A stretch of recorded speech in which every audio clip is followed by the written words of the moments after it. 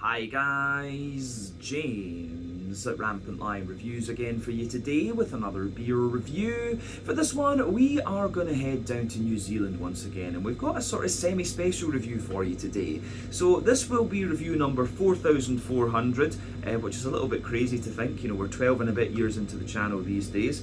But yeah, I just want to give a massive thank you to all of you who have supported the channel over the last few years. It's quite humbling to see something that I really just started as a hobby still be quite popular, and we've still got people kind of following the channel and sending me beers and stuff like this. So a massive thank you to all of you from the bottom of my heart. But yeah, for the video today I kept a sort of special beer aside, and this is one I've been sitting on for a couple of months actually, if memory serves me correctly. This one is from a brewery who are very well respected and very well established within the Kiwi craft beer scene. They are probably best known for their different kinds of New England hazy, whatever you want to call them, IPAs. But the beer that we're going to have a look at from them today, it's a style that I have tried from this brewery before, one that I know they can do very well, and this one is also a sub-style within the larger style umbrella, if we can call it that I particularly enjoy, and I've heard very, very good things about this particular beer too. So needless to say, I'm very, very curious to see what this one's going to have in store for us. Hopefully it's another good beer. Hopefully it makes for an interesting review, and as always I hope that you guys watching enjoy my take on this one as well. So yeah, for this review then, like I said, we are going to head down to New Zealand. You could say that this brewery is from Wellington, but you can also say that it's from Auckland. You'll see why when we do the history section of the video in a little minute, but these guys are pretty damn good regardless. But yeah, for the actual brewery we're going to go to Mount Eden in Auckland, and that means that we're going to have a look at another beer from the wonderful Behemoth Brewing Company. So this particular beer is called Batten Down the Hatches. It comes in at 12% ABV, and this one is a bourbon barrel-aged Imperial Mocha Stout. So yeah, this is one that I picked up out of the brew in Shung Wan over on Hong Kong Island. They always get a kind of interesting selection of Kiwi and Australian beers actually, because the ownership there is Australian. So yeah, you can always find some really random things there, and this is one of the ones that I saw they had that I thought would be really nice, a bourbon barrel-aged Imperial Mocha Stout. If you've watched the channel for any length of time, you will know that I love Imperial coffee stouts. The only thing I don't like about these is that you do have to review them in the morning, because they will keep you awake if you review them late at night. So yeah, that's why we're doing this one on my Sunday morning. So it should be a nice start to the day, a breakfast stout this one. But yeah, let's crack on with this one then and see how we go. Batten Down the Hatches, a 12% bourbon barrel-aged Imperial Mocha Stout from Behemoth Brewing Company in Mount Eden, Auckland, New Zealand. So, as always with my reviews then, I'll tell you a little bit about the brewery before we taste the beer. If you want to get straight to the tasting though, just fast forward. All the usual links can be found in the video description below. That's the brewery website, the link to my other reviews that I've done from Behemoth Brewing Company before, and we will no doubt add more to that list at some point in the near future. But there's all the usual social media down there. If you want to see more reviews, do please consider subscribing to the channel. The support that you give is massively appreciated, and remember you can go into the channel homepage and search for beer using the geography tagging system. So just go in there, use the little search bar, put in your hometown, state, county, province, whatever you like. If I've reviewed beers from the area that you search for, they will pop up. Failing that though, you can check out the playlist of beers from different countries. You'll find this one in the New Zealand playlist along with a number of other things. That's being added to quite regularly, of course, because we do get a decent selection of New Zealand beer here in Hong Kong. But do make sure you check out the playlist of beers from other countries as well, because there are some very interesting things on the channel these days, even if I do say so myself. But yeah, let's go on to my brewery notes then, and I'll tell you a wee bit about Behemoth Brewing Company once again then. So, Behemoth Brewing Company, as I've told you before, was founded by Wellington man Andrew Childs in 2013 along with his wife Hannah. So originally Andrew studied law at Victoria University in Wellington, and then he went on to study at Uppsala University in Sweden before returning home and working in the legal sector of the New Zealand government. But he's always been interested in home brewing, and apparently one New Year's Eve a friend said to him that he should home brew as a resolution, and so that was exactly what what he did. Hannah, on the other hand, is a butcher by trade. But within a year, Andrew had quit his job at the government and he went to work at the Fork and Brewer, but he later left because he became frustrated at the lack of opportunity to brew some beers. But he entered some of his own homebrewed beers into a homebrewing competition, and a couple of them actually won prizes. But these beers were then brewed in a commercial batch with Stu McKinley from Yeasty Boys, and soon after he was offered a job at Imaki and Mangrove Jacks, during which time he brewed his first commercial beers, and so Behemoth Brewing is born in 2013, was born in 2013, is considered to have been born in 2013. Let's get my grammar right, why not? But over the years, they continued to contract brew at various places around New Zealand, and they also started exporting their beers as well. But fast forward to late 2018, they chose a new site on the corner of Dominion and Charles Street in the Mount Eden area of Auckland to host their new brewery, and a large chunk of the funding for this new site was procured from crowdfunding, and the company has about 700 shareholders, which they call chairholders, and the new site started off with a 3-vessel 2,500 litre brew kit and 8 5,500 litre fermentation vessels, and they also have an alpha canning system in there as well. But this new facility gave them an additional brewing capacity of around 400,000 litres of beer per year, but there was still room for further expansion in there, and I think they've actually started to fill that up, if I'm not mistaken, as well. But they still contract brew a portion of their beer as well, which is quite common in New Zealand actually, and that means that their total output, when I was making these notes, which was about a year ago, is around 600,000 litres of beer per year. These days the company employ around 60 people, and they've got a few venues. They've got the main brewery, which is Churley's Brew Pub and Eatery, which you'll find in Mount Eden. They've also, and that's in Auckland of course, they've got Churley's Rising in Titirangi, which is Western Auckland, and then they've got Churley's CBD down in Wellington, and they've also got Turtle Pizza and Pints in Green Lane in Ellerslie, which is in Auckland as well. But as of October 2025, when I'm filming this review for you, these guys have produced 860 different kinds of beer according to Untappd, and that number will no doubt continue to increase as time goes on as well. But like I said, Behemoth are known for their different New England hazy IPAs, but yet every so often you'll see something a wee bit different from them like this as well. But yeah, that is everything I can really tell you about Behemoth Brewing Company for the moment. If you want to learn more about these guys, you can check out the brewery website, you can follow them on Facebook and Instagram to keep up to date with all the latest goings on, and you can check out the Rate Beer, Untappd and Beer Advocate pages to learn a little bit more about all the different beers that these guys have done. Although it probably should just say Untappd these days. I think Rate Beer and has died, if I'm not mistaken. But yeah, there we go. So let's go on and have a wee look at the beer itself. So it says on the bottom of the can here, it's best before the 5th of July 2029. So we're well in date with this one. But yeah, you can see Churley as being a cultured sailor, I guess we could say, in this one. I have to say I do quite like the artwork on this one. I thought it was quite funny. But yeah, this is a 440 milliliter can incidentally. I honestly can't remember what I paid for this one at Out of the Brew, but still looks good. But yeah, you can see plain silver top on the can there. The artwork, as always from Behemoth, is pretty impressive, but I do like that. I think this one's one of the more detailed ones I've seen, in all honesty. But yeah, it tells you a little bit about the beer here on the back. It says, a bourbon barrel-aged Imperial Mocha Stout. Ahoy there, gather round and listen up to the tale of our latest brew. Batten down the hatches now. This here be no ordinary grog. It's a bourbon barrel-aged Imperial Mocha Stout that will have you grinning like a certain crocodile. Pour yourself a mug full of chocolatey goodness as smooth as silk, mixing with the bold kick of cold brew coffee, but hold on to your hats, because there's more to this brew than meets the eye. It's been aged in barrels, adding a touch of oak that'll have you feeling like a true captain of the Jolly Roger. So me hearties, whether you be a salty sea dog or a landlubber looking for some adventure, grab your tankers and let's sail. Just keep our ear out for the TikTok. So yeah, there we go.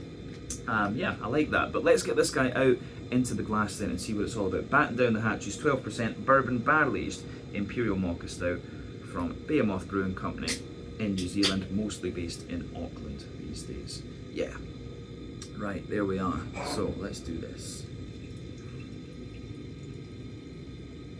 Oh, that looks nice. Right, so I think that'll do us for the moment. We've got maybe a little bit more than half of the beer out and into the can, and that should be nice enough for us to look at.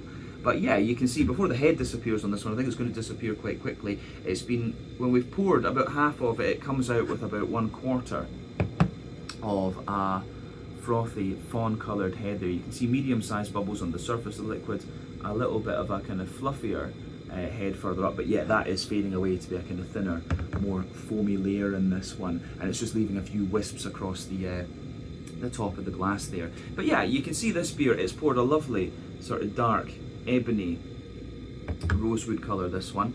Remember, the colour of your beer depends on a few different things. One, the type of malts that you use. This goes a long way to determining your EBC rating. Two, length of your wort boil is going to play a role, because the longer you boil the wort, the more the sugar is caramelised, and thus you get a darker coloured beer. But any barrel aging that you do or adjuncts you put into the beer will affect its colour as well. But with black beers like stouts and porters, you don't often have to care about that actually. It's very difficult to change the colour of those beers by using an adjunct.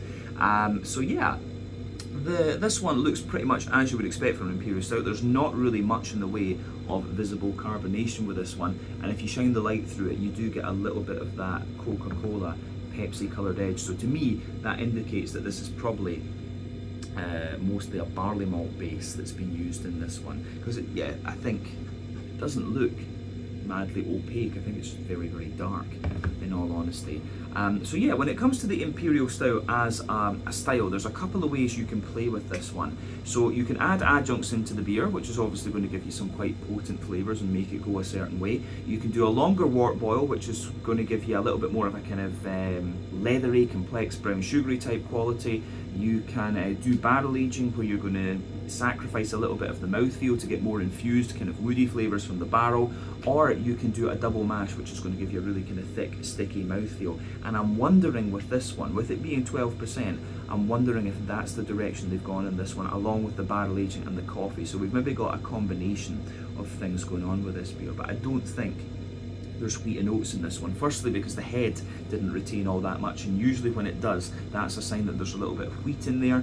And yeah, you can see the colour of this one. For me, this one's certainly not, it's just not kind of as opaque, if you like, as some of the other Imperial Stouts that we've come across, that I've seen recently anyway. But yeah, in terms of what you'd expect appearance-wise for an Imperial Stout, this one does look pretty damn good.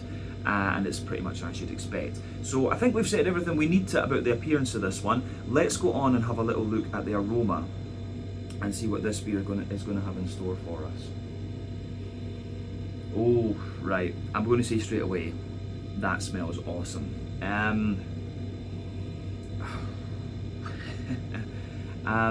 It's got a lovely mix of things to it. I'm going to say actually, the barrel in this one, I think, takes a bit of a back seat to some of the other aspects of this beer. So the first impression that I have of this one is it's actually quite a sweet and quite smooth Imperial Stout, this one. Like, I get a lot of brown sugar out of it. The coffee from the mocha is obviously there as well. And it's kind of just milky and smooth, actually. The funny thing for me is I actually don't like coffee that much. It's very, very rare that I'll drink a coffee, but I love coffee beans in Imperial Stouts. I don't know why, I just never got into drinking coffee on its own, to be honest with you.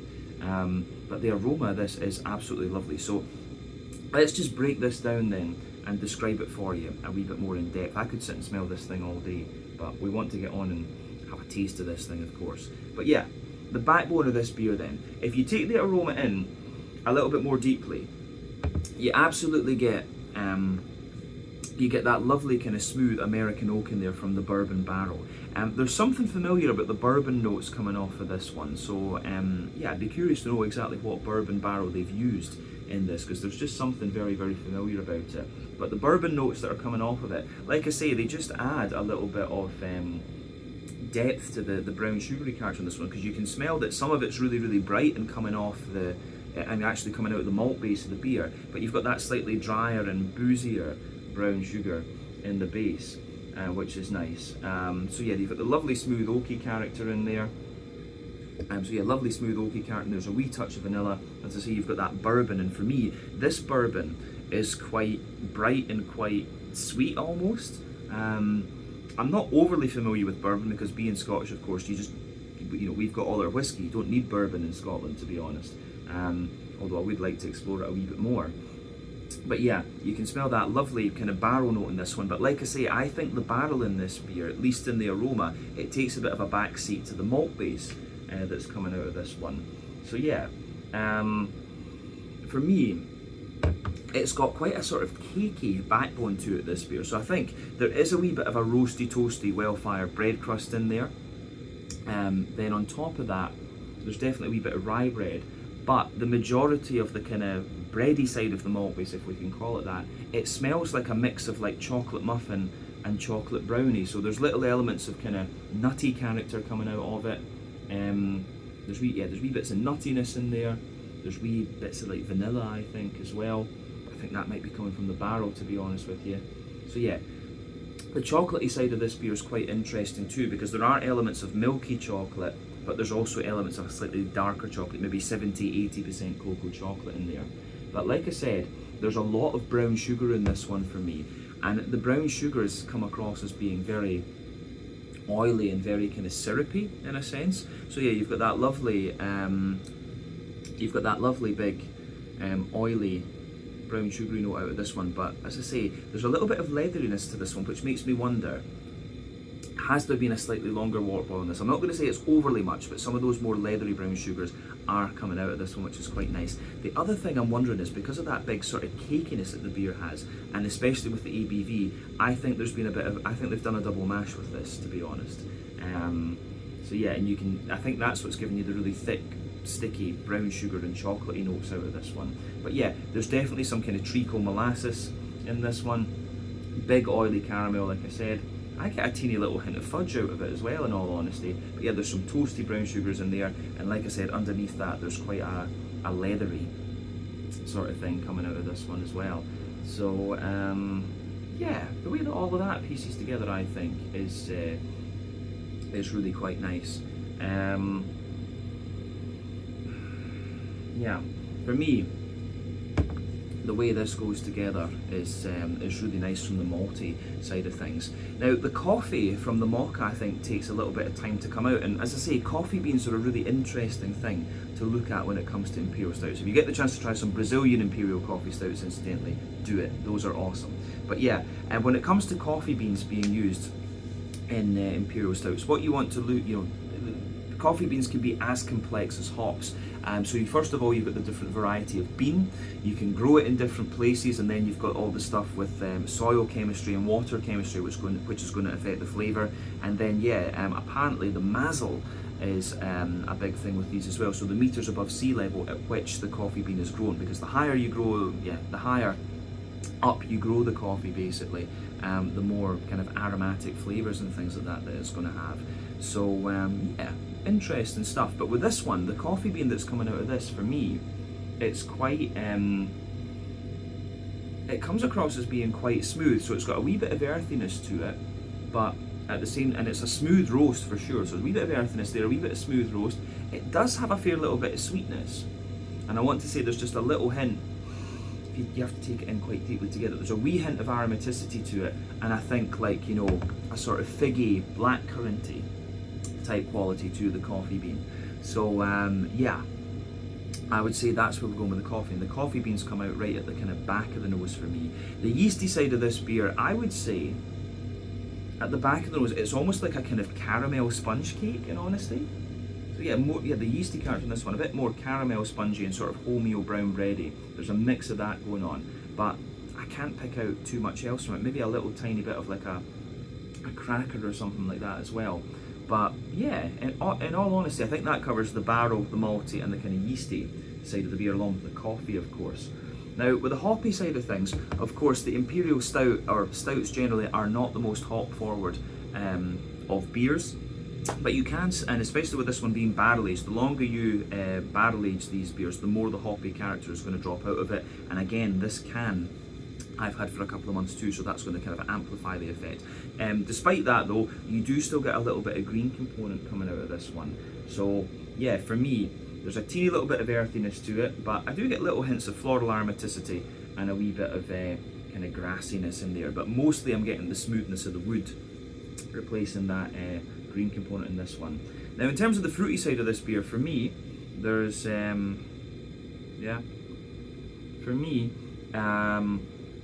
there's a little bit of a sharper,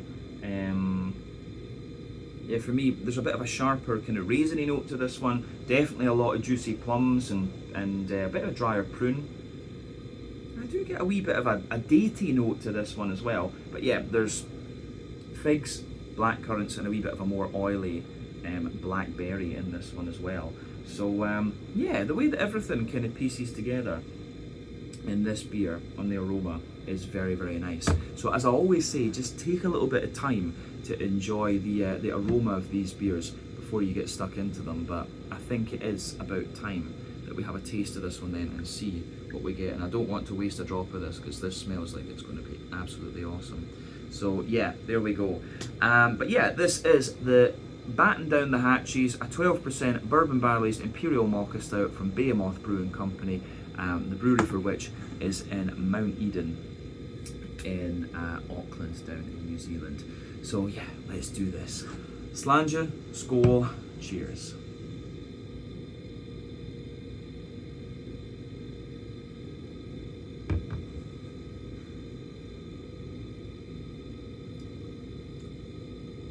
Oh, right, okay. I'm going to say straight away, this one, it's got a lovely sort of, yeah. The first thing that comes to mind with this one is I'm surprised at how kind of light and clean it is, actually. Because the impression that I got from the aroma of this was that it was actually going to be a big kind of smooth, almost slightly creamy sweet sort of thing in a way. Although, as I said, it kind of was as I was saying, I don't think there was much wheat and much oat in this one. So in a way, it kind of makes sense. But yeah, this one's actually a very, it really leans more toward being an RIS rather than anything else. Yeah, I have to admit, I was expecting something slightly sweeter than this, just based on the aroma. The aroma is very, very cakey. So yeah, we can say straight away, this is a beer where the flavour and the aroma diverge a fair bit, right? We can say that right away with it. But it is a nice beer. If you like a roasty, toasty Imperial coffee stout, you're going to enjoy this one. This one for me though, it is actually quite, it's quite light in its mouthfeel, and I think that potentially is because of the barrel aging. As I said earlier, when you have barrel aging, you always sacrifice a little bit of your mouthfeel to get these infused flavours. And the bourbon, I think, does come out a wee bit more into the aftertaste. But yeah, it's a nice beer, this one. As I say, just not quite what I was expecting based on the aroma.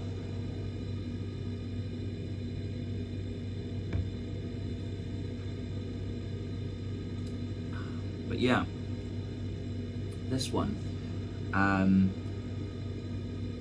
is very, very nice. And I think, yeah, the more that you drink of it, when your palate adjusts, you start to get the more kind of complex flavours out of this beer. But it's definitely not cakey and kind of oily and brown sugary in the way that I thought it was going to be. So yeah, I like that. I like this one. I do like how this goes together. So where do we start with this one? We'll break down the flavour and describe it for you a wee bit more in depth. We'll go to that middle third of the palate, as we always do. So the backbone of this beer, you've got that lovely smooth kind of woody character coming out of this one. So yeah, how would we say, like, one of the things to remember is that on your palate, sweeter flavours will come out further forward, more dry and bitter flavours will come out further back. So yeah, further forward on that middle third of your palate, you've got a lovely sort of, how would you say, you get that lovely little bit of, what does I say, well, further forward I think, yeah, you've got the smooth oaky bourbon in there.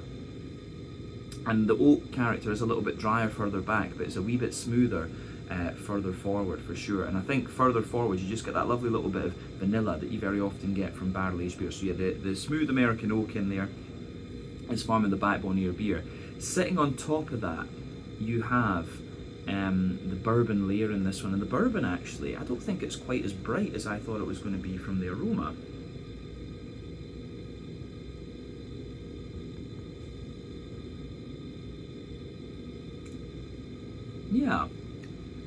Yeah, the bourbon is a little bit darker, I think, than the aroma would have you believe. So yeah, you've got the woody layer, the bourbon layer, and it's got a wee bit of bite to it, the bourbon. Actually, I always found that bourbon, whenever I did try it, I found it had a little bit more bite to it. It wasn't quite as smooth as Scotch whiskey. So yeah, you've got that bourbony character to this one. It feels a little bit toastier further forward, and it's just a wee bit kind of, yeah, it feels a little bit more, yeah, it feels a little bit toastier and bright further forward, but yeah, it feels a little bit more kind of almost bitey further back on the palate. But then yeah, above the spirit layer, you get like a roasty, toasty, well-fired bread crusty character coming out of this one. So yeah, it does come across as if it's maybe a little bit of special bee or something like that. But the New Zealanders, of course, produce a lot of their own malts, so potentially it's from a producer down there that I don't know the name of, and things like that. So yeah, I'm a bit more familiar with the German and the American malt producers than I am with the Kiwi and Aussie ones. But yeah, you can definitely feel roasty, toasty, well-fired bread crust. The next layer up is like a more, it's like a kind of more concentrated rye bread in this one. So you've got that rye bready character in there, a fluffier wholemeal brown bready character in it as well. And then above that, you do have a little bit more of a kind of chocolate spongy type character to the beer. So yeah.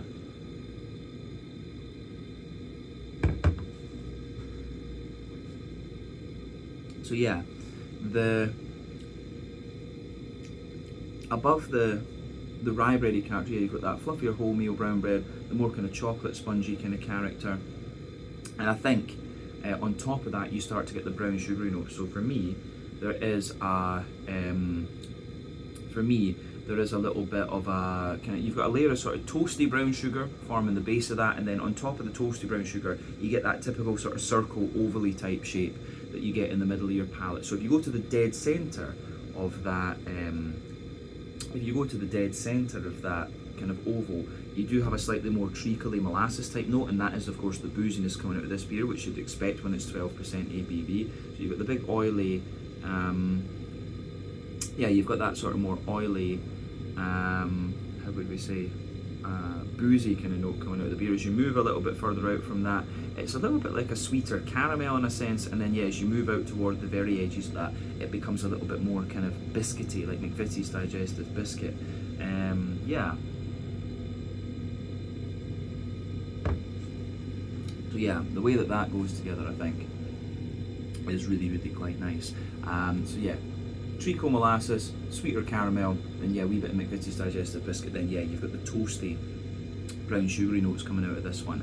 There is potentially on the very bottom of that oval like a slightly more leathery character, but it takes a wee bit of time for that to kind of show its head into the aftertaste. So yeah, I don't think this one's had an overly long port boil. And going by the mouthfeel in that malty side of things too, I don't get the impression that this one is double mash either, unless it's been aged in the barrel for quite some time. And it doesn't tell you how long this one was aged in the barrel either. Not on the Untappd page too. It doesn't say very much on the Untappd page, in fact. But yeah, this one, it's actually, as I say, it's a very, very light Imperial Stout from the mouthfeel perspective, but we'll come to that a wee bit later on. The only other thing I would add about the middle third of your palate in this beer is that you can feel a little bit of nuttiness sort of emanating from the bready layers in this beer the further into the aftertaste that you go. But yeah, I think that covers the middle third of your palate. So let's go to the back third of your palate. As I've often said, the middle third and back third of your palate are going to show you very similar flavours, but just at different intensities. But yeah, the border region between middle and back third of your palate, you get that nice little bit of kind of bready build up in there, so you can feel the sort of almost rye bready character on the base, the wholemeal sort of brown bready character on top of that, a little bit of the chocolate sponge, but within that chocolate sponge layer you're getting the coffee part of the flavour coming out. So I think the coffee is sitting a little bit further back on the palate, so let's have a wee look at that.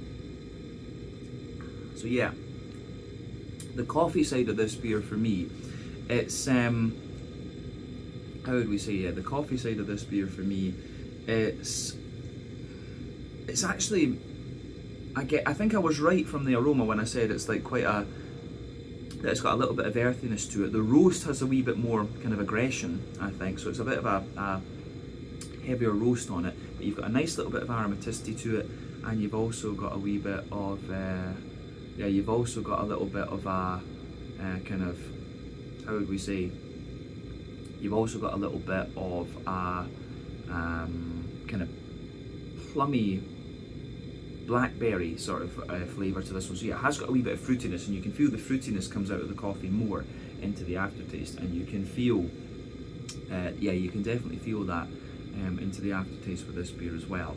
So yeah, all in all, the way that that goes together is really, really quite nice.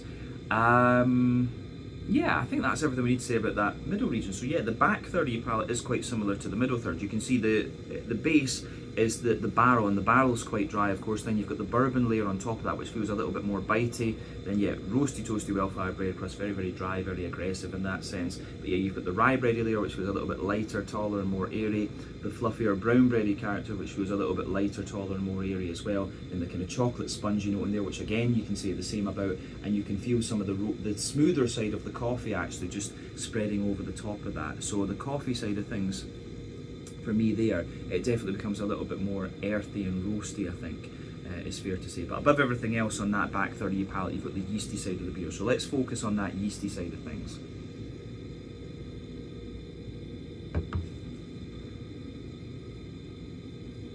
So yeah, the yeasty side of this one for me, and I think the yeast actually does have a fair little bit of sweetness to it. So the yeasty side of this beer, for me, at its core, it's got a little bit of that sort of, you know, gooey chocolate brownie type character to it. So you can feel that at the core. As you move further out from that, it feels a little bit more like a kind of caramel sponge cake, which is interesting. And then as you push further out from that, it just feels like a more, yeah, it feels like a little bit more biscuity and McVitie's digestive like. So the yeasty character in this beer is actually quite interesting. So you have chocolate brownie in the middle, a more caramelly sponge further out, maybe a wee bit of brown bread and a wee bit of kind of bread crusty character and biscuit on the very edge of it. And definitely, yeah, the back third of your palate, you can feel the flavour is taller. Then as you move further forward into the middle third of your tongue, it just kind of compresses down and squashes together that little bit more. So yeah, the way that that all goes together in this beer, I think, is pretty nice. But yeah, we've covered the malty and yeasty side of it now. Let's go on to the kind of hoppy side of things. So yeah, like I said, this is a barrel aged beer, so the hoppy character in this one is not going to be massively influential in the flavour, but you can still get a good little bit out of it in this one. So in the back corners of the palate, you've got a nice little bit of earthiness in there. Then as you move further forward, it's got a wee bit of a woody, herbally sort of thing. Then pushing further forward from that, it's a bit more, yeah, it's definitely a little bit more floral and aromatic for sure. But round the front curve of your palate, you've just got a little touch of kind of zesty grassiness out of this one. But like I say, the hops are not madly prominent in the flavour of this beer, but certainly at the point that we're drinking this one, we are still getting it. And I'm guessing if it's best before 2029, probably this one has been canned in 2024. So we'll be drinking this beer at just a little bit over a year old, I think, is probably where this one is. So yeah, or a year in the can, I guess we should say, because it's been in the barrel for a while too. But yeah, I think that covers the green component of this beer. Let's go to the front third of your palate then to round off the flavour section of the video. So yeah, the border region between front third and middle third of your palate is much the same as we had before. You've got the kind of rye bread in the kind of base there, the kind of wholemeal brown bread in the middle, then the sort of chocolate spongy character on top. There's no real coffee further forward on this one, but yeah, that front third of your palate, the base is the smoother side of the barrel, the brighter side of the bourbon spirit. There's a wee bit of toastiness to the bread crust there, but then you've got the rye bread, the wholemeal brown bread, and then the kind of chocolate spongy character, and a wee bit of the smoother side of the chocolate just creeping forward in this one. So yeah, I think that's something we didn't particularly mention, was the kind of chocolate gradient on that middle third of your palate. Yeah, it's actually quite consistent in this one. It comes across as maybe like a 60-70% cocoa chocolate, like, well, maybe 70% or 80% further back, and then it only feels like maybe 60-70% further forward on the palate. So yeah, the chocolate side of the beer does kind of smoothen out a little bit, and you definitely get that lighter side of the chocolate further forward. But definitely on top of that front third of your palate, you get that nice oily bubble where the juicy fruity esters just kind of roll their way out of the beer. So let's have a wee look at that fruity side of this one then to round off our flavour section.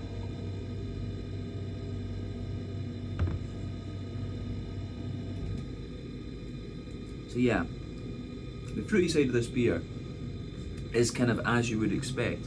When you take it in, you maybe do get a tiny little bit of raisiny sharpness, but for the most part, I'd describe this one as being kind of plummy and kind of black curranty, so yeah.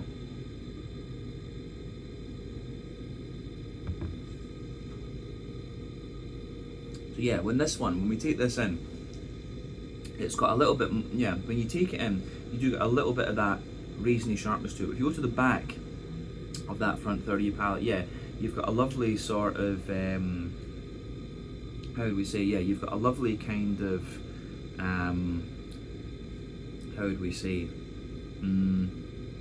oily, plummy character underneath, but then yeah, you do get a wee bit of dried prune, and underneath I think there is a little bit of a datey character, but yet the roastiness of the beer really kind of pushes against that. So yeah, plum, wee touch of prune, wee touch of date underneath. As you move further forward into the middle of that front third of your palate, there's a little bit of a kind of oily, figgy note.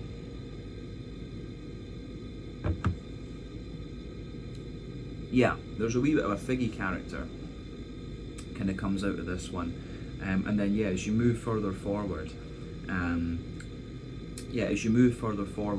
you get a little bit of like black currant underneath, but then a slightly juicier blackberry on top. So yeah, I think the fruity side of this one, raisin on the top, plum, prune, date, fig in the middle, and then yeah, a little bit of black currant further forward and a wee touch of blackberry on top. But the fruity side of this one isn't overly prominent. I think the roastiness kind of and the dryness of the beer really pushes back against that, so it's not overly fruity. I think the lingering fruity flavour in this one's a little bit of fig and a little bit of black currant, to be honest with you. I think that summarises what's going on pretty well. But yeah, let's round off the review then with a wee quick look at the mouthfeel. Like I said earlier, this beer, it's surprisingly clean and light and drinkable for such a big beer, in honesty. So yeah, for me, I would describe this beer as being at the top end of mid-bodied, bottom end of full-bodied. I think bottom end of full-bodied is probably the best place to place this one. So the beer, it's very, very clean. The carbonation is very, very smooth. It's almost slightly oily and slick. But like I say, it's just, when you drink this one, you'll feel it is so clean. New Zealand, of course, very good quality water down there. That will be contributing to that. Also the fact that it's barrel aged, and you'll sacrifice a little bit of the mouthfeel for all these kind of infused flavours that you've got out of it. But in terms of IBUs and things, I think this one must be about 80-90 IBUs. It's definitely up toward the other end of the spectrum, but you could conflate the dryness in this one from the barrel and from the coffee and things like that as well. But yeah, you're getting bitterness from, I think, yeah, you're getting the bitterness mostly from the coffee in this one, but maybe a little bit from the hops too. So yeah, I want to say about 70 or 80 IBUs in this beer. It's not going to blow the head off you though, but yeah, your malt base, the barrel, as you say, it's a bit drier underneath, but yeah, with the malty side of things, really roasty and toasty, smoother in the middle, and a kind of dry sweetness on top.